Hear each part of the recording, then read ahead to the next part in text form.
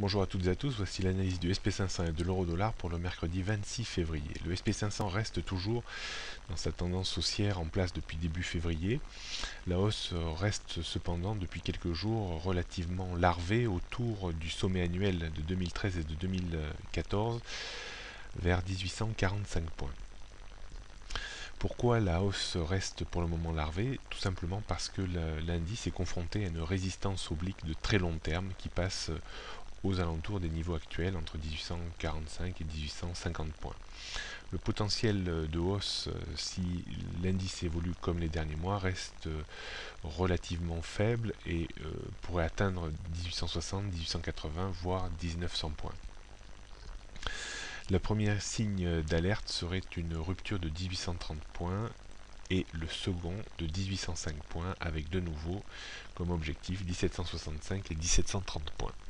Pour le moment, rien n'empêche l'indice de poursuivre légèrement sa hausse et de soutenir par la même occasion les indices européens. D'un point de vue technique, donc nous notons une résistance à 1860, 1880, 1900 points et un support à 1830, 1805, 1765 et 1730 points. La tendance jour, bien entendu, à très court terme et haussière au-dessus de 1805 points. Pas de stratégie pour le moment dans un marché qui reste finalement à variation faible et relativement larvé. Il en est de même un petit peu pour l'euro-dollar qui stagne dans une zone comprise entre 1,37, 1,3710 et 1,3760-70.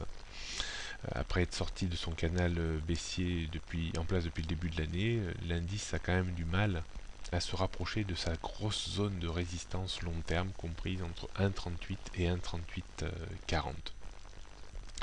La première alerte serait une rupture de 1,3710 et la seconde une rupture de 1,3640-45 avec un retour très probable dans la grosse zone de support mise en place en début d'année entre 1,3480 et 1,3520, 1,3550.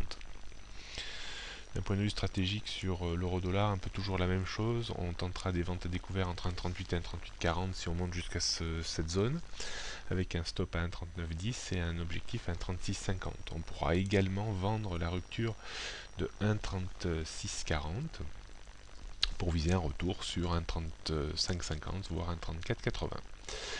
Bon, on pourra toujours tenter des petits achats intraday. Ça a plutôt bien fonctionné ces derniers jours en achetant notre bande bleue